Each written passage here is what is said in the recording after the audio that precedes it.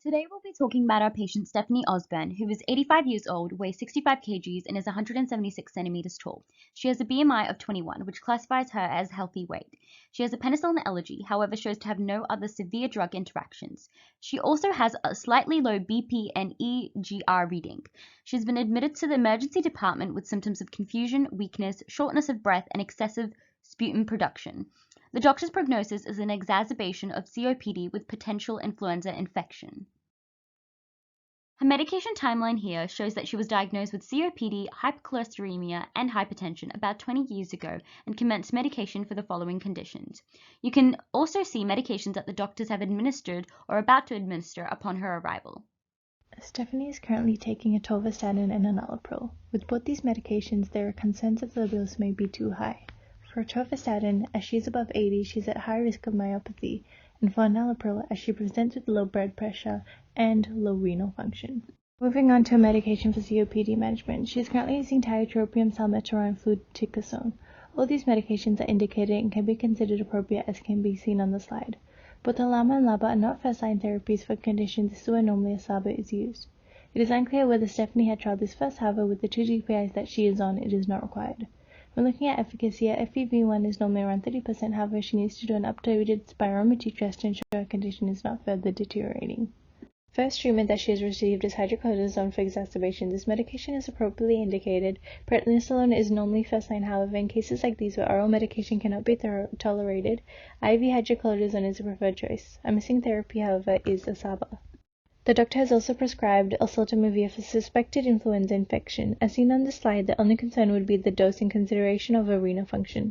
Azithromycin is another medication that has been prescribed. This one is for pneumonia prophylaxis. This medication is not indicated as antibiotic therapy, is not always considered beneficial in COPD exacerbation. This is further corroborated as it is unknown whether the patient has presented with a fever, a required indication to start the antibiotic treatment. The same issue is seen with the next prescribed medication, ceftriaxone. This medication also has an added safety concern with the patient as she has a penicillin allergy involving swelling of her airways. The goals of therapy are symptom control of COPD exacerbations, prevent influenza-induced, and maintain remission.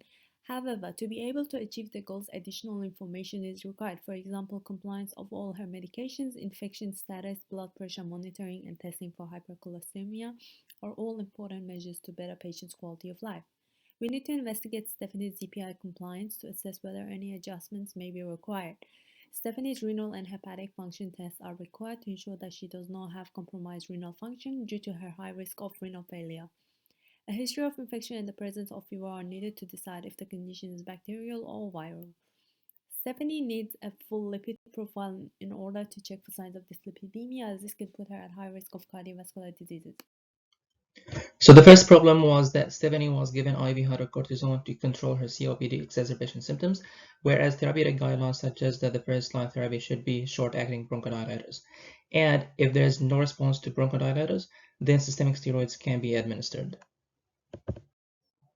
The second problem was the prevention of hospital-acquired pneumonia, where the doctor prescribed ceftriaxone as a prophylaxis for HAP that Stephanie might develop while in hospital. But since there is a cross-reaction between cephalosporins and penicillins, Stephanie cannot take ceftriaxone as she is allergic to penicillin. The underlying cause of COPD exacerbation was a big concern, and as we mentioned earlier, that Stephanie doesn't have any signs of bacterial infection, which limits the causes to be due to either a viral infection, which still needs to be confirmed by the lab tests, or due to poor compliance as Stephanie is using multiple inhalers. In response to this problem, Stephanie can switch to a triple therapy where multiple medications are delivered in one inhaler. Also, as Stephanie has eGFR of 40 mL per minute, the oseltamivir dose needs to be adjusted.